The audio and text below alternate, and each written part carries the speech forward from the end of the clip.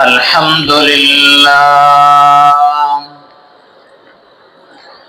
الحمد لله نحمده ونستعينه ونستغفره ونؤمن به ونتوكل عليه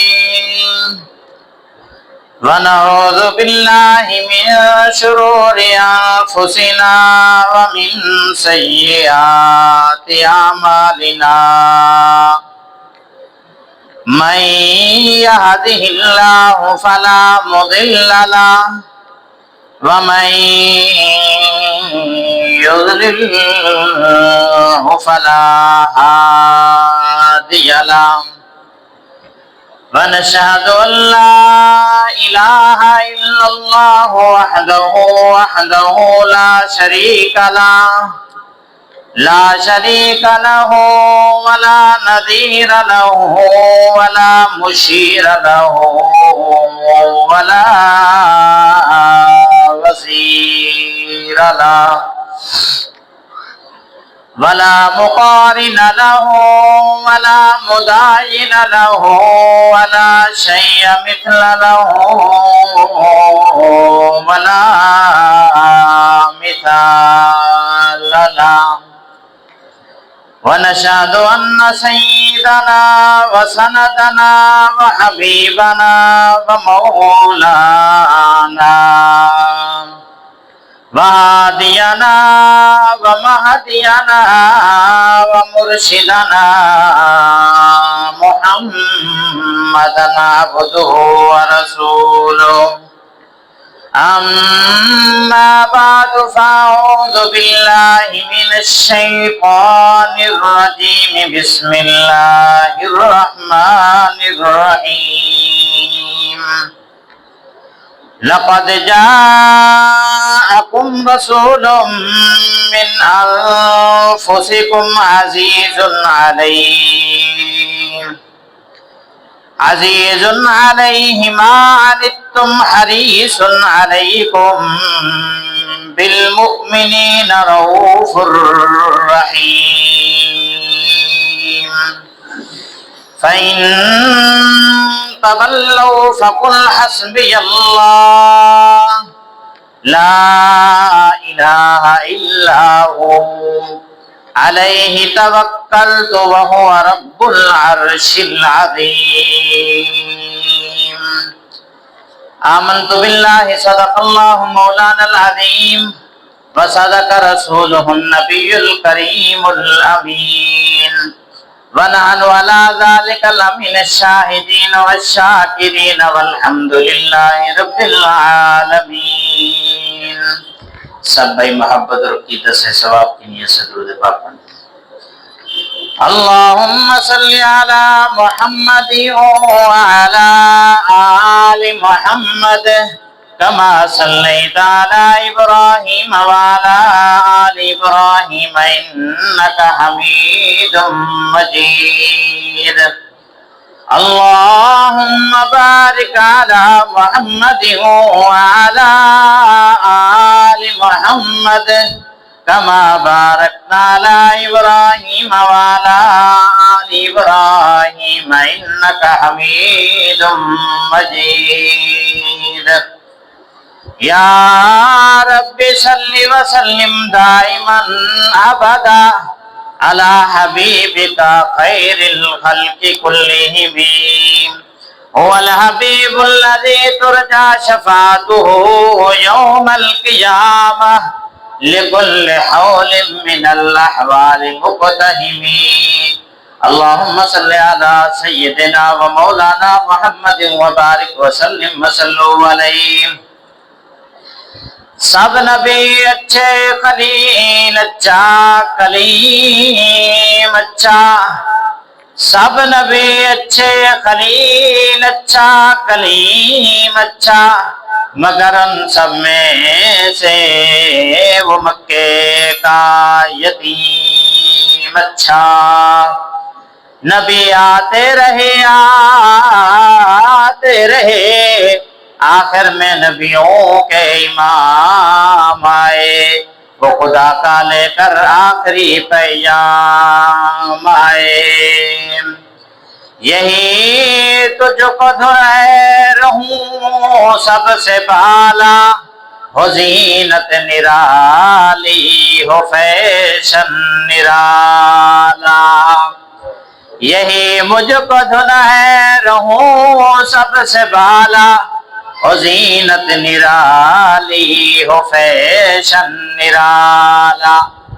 جیا کرتا ہے کیا یوں ہی مرنے والا، تجھے حسن ظاہر نے دھوکے میں ڈالا۔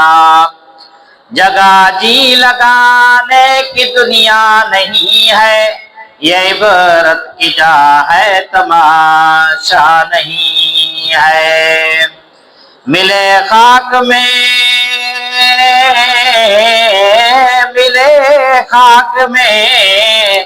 اہل شان کیسے کیسے، ملے خاک میں اہل شان کیسے کیسے، مکیں ہو گئے لامکاں کیسے کیسے۔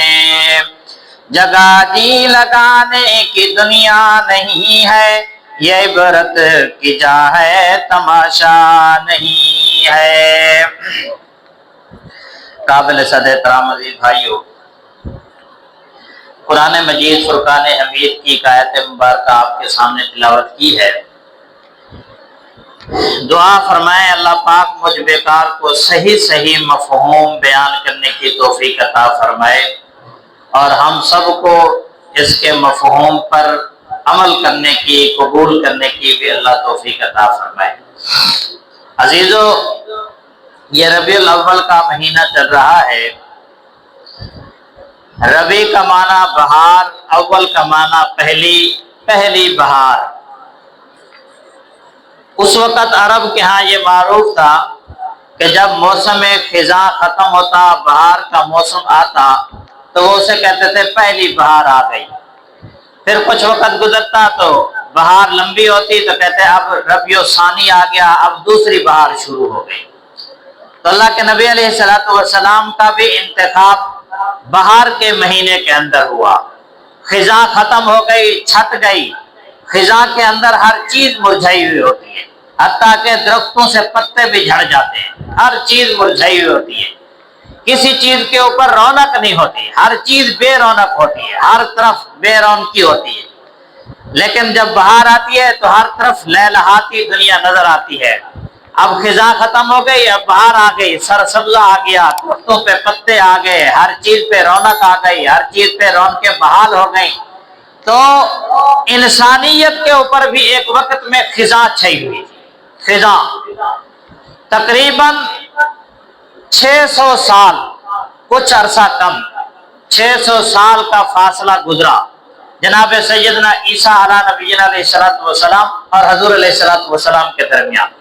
600 صدیاں، کچھ عرصہ کم ہے، یعنی 550 سال سے زیادہ ہے اور 600 سال سے کم ہے، درمیانی عرصہ ہے۔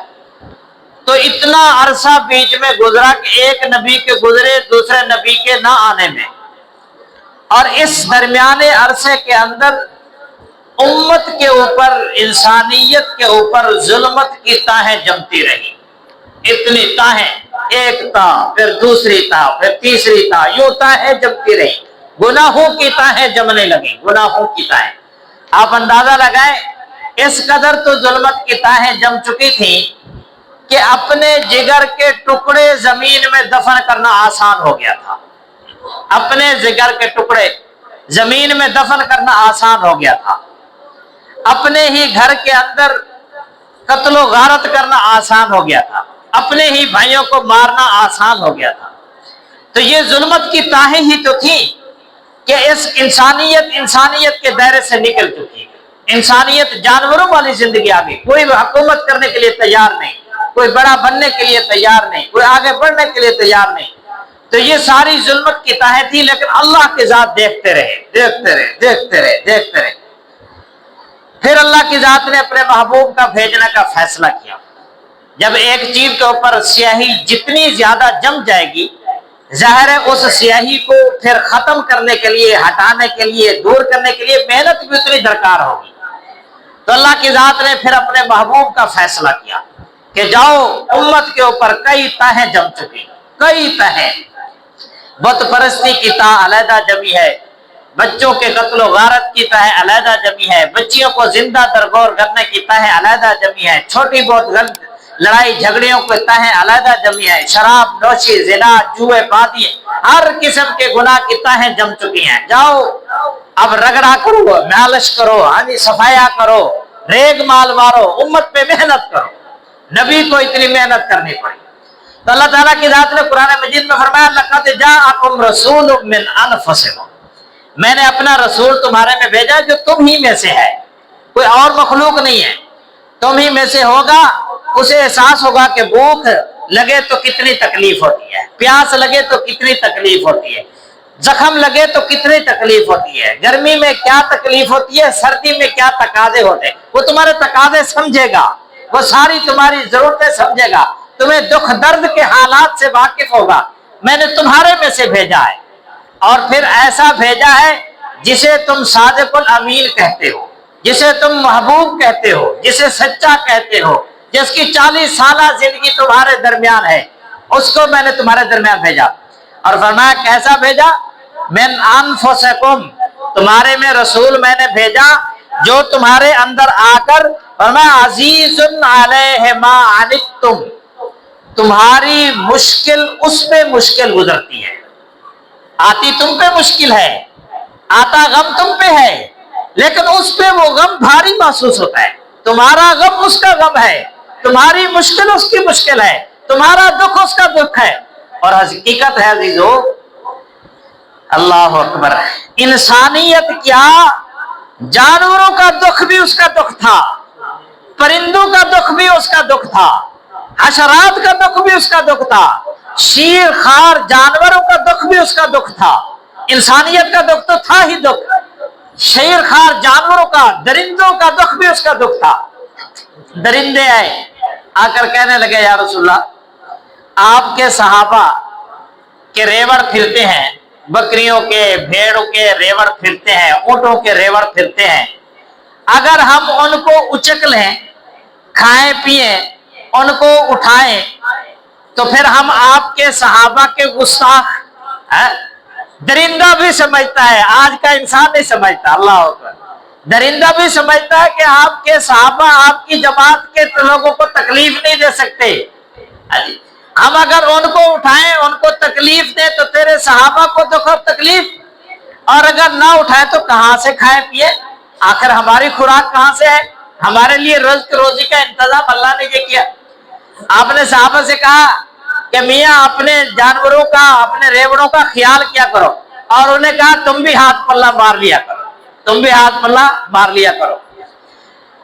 طبقات ابن سعد میں ہے، طبقات ابن سعد میں ایک واقعہ نقل کیا ہے کہ ایک درندے نے ایک صحابی کی بکری چوری کر لی۔ اب ریوڑ چرانے والے کو پتہ چل گیا، وہ جلدی سے بھاگا اور اس نے درندے کو مارا اور بکری چھڑوا لی۔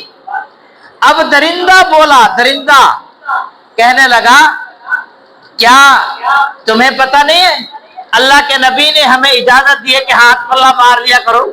جب میں نے اپنے طور طریقے سے، اپنی ہمت سے، اپنے داؤ پیچ سے میں نے بکری پکڑی لی تھی، تو بھائی تو کیوں آیا مجھے مارنے کے لیے؟ تو اللہ کے نبی علیہ الصلوۃ والسلام کی امت کے لیے اتنی مہربانی کہ درندہ بھی بول پڑا کہ جی یہ کیا ہو گیا، جب میں نے ہاتھ پلہ مار لیا تو پھر تو نے کیوں کیا ایسا؟ تو اللہ تعالیٰ کی ذات نے درندے کو بھی قوت گویائی دے دی۔ تو میں عرض کر رہا ہوں عزیزو، اللہ کی ذات فرما رہے ہیں عزیز علیہ ما عنتم، تمہاری مشکل اس کی مشکل ہے، تمہارا دکھ اس کا دکھ ہے، تمہارا غم اس کا غم ہے۔ مدینے کے اندر ایک دفعہ فضا چلی، مدینے میں ایک دفعہ فضا چلی کہ بھائی شہر کے باہر دشمن آئے ہوئے ہیں اور قریب ہے کہ ہمارے اوپر حملہ کر دیں گے۔ رسول اللہ صلی اللہ تعالی وسلم کو آ کر صحابہ نے بتایا یا رسول اللہ ایسے ایسے بات چل رہی ہے۔ حضور علیہ الصلوۃ والسلام نے فرمایا غم نہ کرو، پریشان نہ ہو، ٹھہر جاؤ۔ آپ ایک بہترین قسم کے گھوڑے پہ سوار ہوئے اور آپ نے پگڑی مبارک کو باندھا اور گھوڑے پہ سوار ہو گئے اکیلے، پورے مدینے کا چکر لگایا بہادرانہ شجاعت کے ساتھ، واپس تشریف لائے اور آ کر صحابہ کو کہا اطمینان کے ساتھ سو جاؤ، میں نے پورے مدینے کے باہر کا چکر لگایا ہے، کہیں کچھ نہیں ہے، مطمئن ہو جاؤ۔ تو تمہارے غم میرا غم ہے، تمہاری پریشانی میری پریشانی۔ تو عزیز دوستو، اللہ کی ذات قرآن مجید میں فرما رہے ہیں عزیز علیہ ما عنتم، تمہارا دکھ اس کا دکھ ہے، لیکن فرمایا کہ حریص علیکم بالمؤمنین رؤوف الرحیم، تمہاری بھلائی کے لیے بھی وہ حریص ہے، تمہاری خیر خواہی کے لیے بھی وہ حریص ہے، تمہاری اچھائی کے لیے بھی وہ حریص ہے، تمہارے بھلے کے لیے بھی وہ حریص ہے، جہاں جہاں تمہارا بھلا وہ دیکھتا ہے اس کے لیے وہ حریص ہے، حرص کرتا ہے، اور یہ کہتا ہے کہ یہ بھی اس بھلائی میں آ جائیں، یہ بھی اس اچھائی کے اندر آ جائیں، یہ بھی اس خیر کے اندر آ جائیں، اس کے بارے میں وہ حریص ہے۔ بالمؤمنین رؤوف الرحیم، ایمان والوں کے ساتھ تو خصوصی طور پر وہ بڑا مہربان ہے، ایمان والوں کے ساتھ بڑا مہربان ہے خصوصی طور پر۔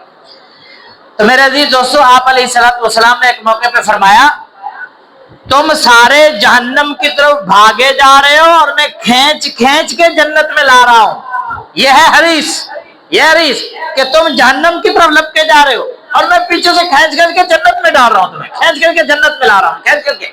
یہ حریص ہے کہ کیا ہے، تمہاری بھلائی کے بارے میں حریص ہے، تمہاری خیر خواہی کے بارے میں حریص ہے۔ تو میرے عزیز دوستو، حضور علیہ الصلوۃ والسلام کی ذات اطہر ہم انسانوں کے لیے کیا سب کے لیے رحمت للعالمین بن کر آئے تھے۔ اور اگر یوں عرض کروں، چار عالم ہیں، چار، ایک ہے ماں کے پیٹ کا عالم، ایک ہے دنیا کا عالم، اور ایک ہے عالم برزخ قبر کا عالم، اور ایک ہے عالم محشر حساب و کتاب کا عالم۔ یہ چار عالم ہیں، اور عزیز و محبوب رحمت للعالمین تھے ان چاروں عالموں کے، چاروں کے چاروں عالم کے لیے محبوب رحمت للعالمین تھے، چاروں عالموں کے لیے، چار عالم۔ ماں کے پیٹ کے اندر بھی کوئی ہے تو محبوب اس کے لیے بھی رحمت للعالمین ہے، اس کے لیے بھی۔ صحابیات سے، مسلمانوں سے غلطیاں ہوئیں، گناہ سرزد ہوا، گناہ کبیرہ، زنا والا گناہ سرزد ہوا، پیٹ کے اندر بچہ ہے، خود آ کر پیشکش کی کہ جی مجھے پاک کر دیں، محبوب نے فرمایا تیری تو غلطی قصور ہے، تیرے پیٹ کے اندر جو بچہ ہے اس کی کیا غلطی قصور ہے، اس کے لیے میں بھی رحمت للعالمین، پیٹ والے بچے کے لیے بھی، اس کے لیے بھی میں رحمت للعالمین۔ تو ماں کے پیٹ کے عالم کے لیے بھی، اور دنیا کے عالم کے لیے بھی، اور قبر کے عالم کے لیے بھی، اور قبر کے بعد میدان محشر کے عالم کے لیے بھی آپ رحمت للعالمین ہیں۔ صحابہ نے پوچھا یا رسول اللہ صلی اللہ علیہ وسلم، آپ کو کہاں کہاں تلاش کریں قیامت والے دن، کہاں کہاں تلاش کریں؟ آپ نے فرمایا میں تین جگہوں پہ ملوں گا، تین جگہوں پہ ملوں گا قیامت والے دن۔ یا تو میں تمہیں ملوں گا وہاں جہاں میرے امتی پل صراط سے گزر رہے ہوں گے، یہ بڑا مشکل کٹھن مرحلہ ہوگا، پل صراط سے گزرنا، پل صراط سے روایت میں آتا ہے 1500 سال کے مسافت کا سفر ہے، 500 سال چڑھائی ہے، 500 سال گزرائی ہے، لمبائی ہے، پھر 500 سال اترائی ہے، 1500 سال کا فاصلہ، اور امت کے لیے بڑا مشکل ہوگا گزرنا، بڑا مشکل۔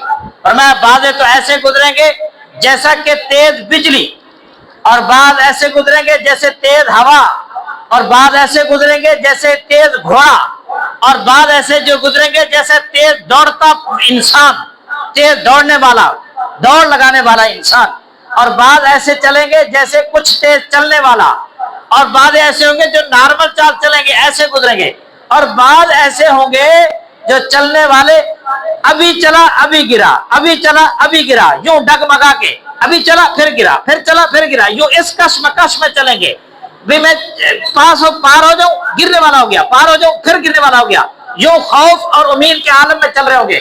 اللہ کے نبی نے فرمایا سبحان اللہ، ان کی اس میرے امتی کی ایک امانت میرے پاس ہوگی، جو اس حال میں چلنے والا ہوگا نا، اس حال میں جو چلنے والا ہوگا اس کی ایک امانت میرے پاس ہوگی، اور میں اسی وقت وہ امانت اس کے حوالے کروں گا، اس کو وہ گفٹ اور تحفہ دوں گا، اور وہ جلدی سے پار ہو جائے گا۔ صحابہ نے پوچھا یا رسول اللہ وہ کون سی امانت ہوگی؟ فرمایا کہ وہ امانت ہوگی کہ اس نے میرے اوپر ایک دفعہ درود پڑھا ہوگا، سب پڑھیے صلی اللہ علیہ وسلم، اس نے ایک مرتبہ میرے پہ درود پڑھا ہوگا، میں یہ امانت اس کے حوالے کروں گا جیسے ہی امانت اس کے پاس پہنچے گی فوراً سے وہ پار ہو جائے گا، سبحان، جلدی سے پار ہو جائے گا۔ تو میرے عزیزو، یوں آپ نے فرمایا کہ مجھے اس موقع پہ دیکھنا کہ میں یا تو پل صراط پہ کھڑا ہوں گا، اور یا تو فرمایا کہ میں میزان پر ہوں گا جہاں اعمال نامے تولے جا رہے ہوں گے، انسانیت کے اعمال نامے تولے جا رہے ہوں گے۔ اللہ کے نبی مشکل مقام میں، مشکل جگہ پہ میں کھڑا ہوں گا اپنی امت کے لیے، میرے امتیوں کے لیے یہ بھی بڑا مشکل مرحلہ ہوگا کہ ایک ایک کا اعمال نامہ تولا جا رہا ہے۔ آجا بھائی تیرا اعمال نامہ، آجا بھائی تیرا اعمال، اقرا کتابک کفا بنفسک الیوم علیک حسیبا، اپنا کتاب نامہ اعمال پڑھو۔ میری آپ کی زندگی کا ایک ایک دن کتاب کے ایک ورق کی طرح ہے، ایک ایک دن، ایک ایک رات کتاب کے ایک ورق کی طرح ہے۔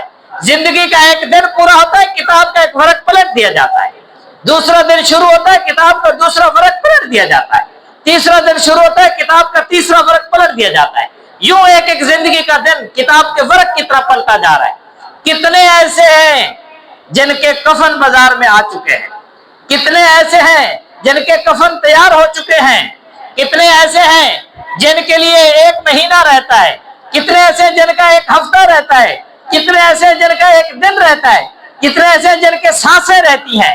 اور یہ نوجوان کے لیے بھی ہے، یہ بوڑھے کے لیے بھی ہے، یہ صحت مند کے لیے بھی ہے، یہ بیمار کے لیے بھی ہے، یہ امیر کے لیے بھی ہے، یہ غریب کے لیے بھی ہے، یہ مرد کے لیے بھی ہے، یہ عورت کے لیے بھی ہے، لیکن ہم اپنی غفلت کی زندگی میں چل رہے ہیں۔ تو اللہ کے نبی نے فرمایا میں اس وقت اپنے امت کے میزان کے پاس کھڑا ہوں گا، میرے امتی ناکام ہو رہے ہوں گے، میں ان کو اللہ کی ذات سے سفارش کرا کرا کے کامیاب کرواؤں گا، سفارش کرا کرا کے کامیاب کراؤں گا، سفارش کرا کرا کے کامیاب کراؤں گا۔ پھر فرمایا تیسرا مقام جہاں پر حوض کوثر ہوگا، میرے امتی پانی پینے کے لیے آئیں گے، میرے حوض سے کوثر پیئیں گے، میں وہاں کھڑے ہو کر اپنے امتیوں کی جنت سے پہلے ضیافت کروں گا، جنت سے بھی پہلے، جنت میں جانے سے پہلے۔ اللہ جس نے میرے حوض سے پانی پی لیا، میرے حوض کا پانی برف سے زیادہ ٹھنڈا، دودھ سے زیادہ سفید، شہد سے زیادہ میٹھا، اس قدر صاف شفاف، جس نے ایک مرتبہ میرے حوض سے پانی پی لیا پھر اسے پیاس نہیں لگے گی۔ میں وہاں کھڑا ہو کر باہر پہلے ضیافت کو اپنے پانی پلاؤں گا، اپنے حوض کوثر سے بھر بھر کے پلاؤں گا، وہاں میں موجود ہوگا۔ تو میرے عزیزو، عالم محشر بھی اللہ کے نبی اس کے لیے بھی رحمت العالمین بن کر آئے، رحمت العالمین بن کر۔ اور یہ سب حضور کی سفارش ہیں، یہ سب حضور کی عنایتیں ہمیں سب کو نصیب ہوں گی۔ کیسے نصیب ہوں گی؟ یہ اطاعت رسول کے ساتھ نصیب ہوگی۔ اطاعت رسول یہ شرط ہے، اطاعت رسول شرط ہے۔ اللہ کے ذات نے فرمایا انہیں کہو قل ان کنتم تحبون اللہ، اگر تم یہ چاہتے ہو کہ تم اللہ سے محبت کرو تو پھر انہیں کہو مجھ محمد عربی کی اتباع کرو، فاتبعونی، پھر مجھ محمد عربی کی اتباع کرو، یحببکم اللہ، اللہ تم سے محبت کرے گا۔ تو میری اطاعت کرو پھر اللہ تم سے محبت کرے گا۔ تو رسول اللہ صلی اللہ علیہ وسلم کی اطاعت شرط ہے۔ فرمایا قیامت والے دن کافر کہیں گے جہنم میں جا کر، یقولون یا لیتنا اطعنا اللہ واطعنا الرسول، کاش دنیا کے اندر ہم اللہ کی اور اللہ کے رسول کی اطاعت کر لیتے۔ تو اللہ کی اور اللہ کے رسول کی اطاعت شرط ہے، یہ آخرت کی کامیابی حاصل کرنے کی۔ اور حضرات صحابہ کرام رضوان اللہ تعالی علیہم اجمعین کس قدر حریص سے اطاعت میں، کس قدر حریص۔ ایک صحابی ہیں جن کا نام ہے سیدنا عثمان غنی رضی اللہ تعالیٰ عنہ، حضرت عثمان غنی ایک دفعہ وضو بنا رہے تھے تو وضو بناتے بناتے مسکرانے لگے۔ صحابہ نے پوچھا خیر ہے آج ہنس رہے ہو؟ کہنے لگے میں نے ایک دفعہ دیکھا اپنے محبوب کو وضو بناتے ہنستا ہوا، میں نے کہا یہ سنت میں زندہ کر لو۔ سبحان اللہ، میں نے کہا یہ سنت میں زندہ کر لو۔ میں نے محبوب کو وضو بناتے ہوئے مسکراتے دیکھا، میرے جی میں آیا کہ میں بھی مسکراؤں، میں بھی مسکراؤں، میں اپنے محبوب کی یہ سنت زندہ کروں۔ پھر ایک موقع پہ مسجد نبی کے دروازے پہ بیٹھے، گھر سے گوشت منگوایا، ایک بوٹی منگوائی اور کھائی اور مسجد میں تشریف لائے اور تازہ وضو نہیں کیا، پہلے سے باوضو تھے، دوبارہ وضو نہیں کیا اور مسجد میں آئے اور نماز پڑھنے لگے۔ صاحب نے کہا یہ کیا کیا آپ نے، وضو کیوں نہیں بنایا؟ فرمایا میں نے اپنے محبوب کو دیکھا تھا کہ حضور علیہ السلام نے مسجد کے دروازے پہ بیٹھ کے ایک بوٹی گوشت کی کھائی تھی اور حضور نے دوبارہ وضو نہیں کیا، بنایا تھا، پہلے سے اب باوضو تھے، تو میں نے کہا میں بھی ویسے ہی حضور علیہ السلام کی سنت عمل کو زندہ کروں، اس لیے میں نے ایسا ہی کیا، میں نے اس لیے ایسا ہی کیا کہ میں باہر بیٹھا ہوں، بوٹی بھی کھائی ہے، گوشت بھی کھایا اور مسجد میں ویسے ہی آیا ہوں۔ حضرت عمر رضی اللہ تعالیٰ عنہ حجر اسود کو خطاب کر کے کہنے لگے، حجر اسود کو، اے حجر اسود، میں سمجھتا ہوں، میں جانتا ہوں تو ایک پتھر ہے، تجھ میں نہ نفع ہے نہ نقصان ہے، نہ تو نفع دے سکتا ہے نہ نقصان دے سکتا ہے، لیکن میں نے اپنے محبوب کو دیکھا ہے تجھے چومتے ہوئے، بوسہ دیتے ہوئے، اس لیے آج اب محمد عمر بھی تیرا بوسہ لیتا ہے، اس لیے عمر بھی آج تیرا بوسہ لیتا ہے، کیوں؟ میں اپنے محبوب کی سنت زندہ کرنے والا ہوں۔ تو میرے عزیزو، حضرات صحابہ کرام رضوان اللہ تعالی علیہ مجمعین اس قدر حضور کی اطاعت کے اندر، حضور کی محبت کے اندر حریص سے، حضور کی اطاعت کے اندر صحابہ کرام، صحابہ بھی تھے، صحابیات بھی اس قدر حریص تھی حضور علیہ السلام کی اطاعت اور فرما برداری کے اندر۔ ایک صحابی ہیں جن کا نام ہے حضرت جلیبیب رضی اللہ تعالیٰ عنہ، جلیبیب رضی اللہ تعالیٰ عنہ۔ مسند احمد کے اندر یہ روایت موجود ہے۔ رنگ کے اتنے اچھے نہ تھے، رنگ کے اتنے اچھے نہ تھے، اور مال بھی پیسہ موجود نہ تھا، پاؤں کی ایڑیاں بھی پھٹی پھٹی رہتی تھیں، محنت مزدوری کرنے والے آدمی تھے۔ تو آئے کہنے لگے، یا رسول اللہ صلی اللہ علیہ وسلم، مجھے کون رشتہ دے گا؟ میں غریب، رنگ کا اچھا نہیں، پیسہ میرے پاس نہیں، حسن میرے پاس نہیں، مجھے کون رشتہ دے گا؟ حضور نے فرمایا، جاؤ فلاں انصاری صحابی کے گھر اور انہیں جا کر کہو کہ میں محمد عربی کی طرف سے بھیجا ہوا قاصد ہوں اور رشتہ لینے کے لیے آیا ہوں، اور حضور نے کہا کہ اپنی بیٹی کا نکاح میرے سے کرا دو۔ آ کر دروازہ بجایا، دروازے کے پاس اس بچی کی اماں آئی، آ کر پوچھا کون؟ تو نے کہا کہ میں جلیبیب ہوں، مجھے اللہ کے نبی نے بھیجا ہے اور کہا اپنی بیٹی کا رشتہ میرے سے کرا دو۔ اب عورت کے دل میں خیال آیا، پہچان گئی کہ ان کے پاس نہ مال ہے، نہ پیسہ ہے، نہ حسن ہے، تو کیوں نہ ہو رشتے سے انکار ہی کر دیں۔ اتنی ہی دیر کے اندر آواز اندر پہنچی تو اندر بچی بیٹھی ہوئی تھی جس سے رشتہ ہونا تھا، کہنے لگی، اماں جان، انہیں نہ دیکھنا، انہیں دیکھنا جنہوں نے ان کو بھیجا ہے، انہیں دیکھنا، ان کو نہ دیکھنا، انہیں دیکھنا جنہوں نے ان کو بھیجا ہے، میں نے زندگی گزارنی ہے، میرا رشتہ ان سے کروا دو، میں تیار ہوں، اللہ کے نبی نے بھیجا ہے، بس میرا رشتہ کر دو۔ چنانچہ ماں نے رضامندی کر دی، اور قرآن مجید کی اس آیت کو فوراً اس نے پڑھا بچی نے، وَمَا كَانَ لِمُؤْمِنٍ وَلَا مُؤْمِنَةٍ إِذَا قَضَى اللَّهُ وَرَسُولُهُ أَمْرًا أَن يَكُونَ لَهُمُ الْخِيَرَةُ مِنْ أَمْرِهِمْ۔ کسی مومن مرد و عورت کے لیے یہ نہیں کہ جب اللہ اور اس کے رسول فیصلہ فرما دے بس ان کو چاہیے کہ وہ اس پہ اطاعت کریں، اس کی اطاعت کریں۔ تو جب حضور علیہ السلام کے پاس یہ بات پہنچی کہ یا رسول اللہ صلی اللہ علیہ وسلم، اس بچی نے کہا کہ جسے بھیجا ہے اس کو دیکھو، اس کو نہ دیکھو، میں تیار ہوں، میرا رشتہ سے کر دو۔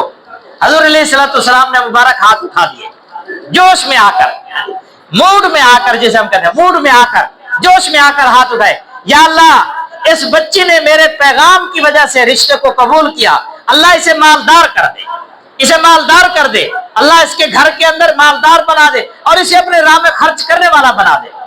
حضرت جلیبیب کا ایک جنگ کے اندر شہادت ہو گئی، وفات ہو گئی، وہ تو فوت ہو گئے، لیکن روایات میں لکھا ہے کہ مدینے کے اندر یہ وہ خاتون تھی جو سب سے زیادہ مالدار بھی تھی اور سب سے زیادہ اللہ کے راہ میں خرچ کرنے والی بھی تھی۔ تو میں نے عرض کیا چیزوں، یہ صرف مرد نہیں تھے، عورتیں بھی حضور علیہ السلام کی اطاعت اور فرما برداری کے اندر آگے سے آگے بڑھی ہوئی تھی، حد سے بڑھی ہوئی تھی۔ ایک کتاب ہے جس کا نام ہے اسد الغابہ فی معرفت الصحابہ، اس میں ایک صحابی ہیں جن کا نام ہے حضرت حبیب بن زید رضی اللہ تعالیٰ عنہ، ان کا واقعہ لکھا ہے حبیب بن زید کا۔ حضور علیہ السلام کے زمانے میں ہی ایک شخص نے دعوی نبوت کر دیا تھا کہ میں بھی نبی ہوں، مسیلمہ کذاب انہیں کہا جاتا ہے، اور یہ یمن کا رہنے والا تھا، مسیلمہ کذاب۔ اس نے کہا کہ میں نبی ہوں۔ حضور نے فرمایا، کون ایسا ہے جو اس تک میری دعوت نبوت کو پہنچائے، میری دعوت نبوت کو اس تک پہنچائے کہ نبی محمد عربی ہیں؟ تو یہ حضرت حبیب کہنے لگے، یا رسول اللہ، میں جاتا ہوں، میں جا کر پیغام پہنچاتا ہوں۔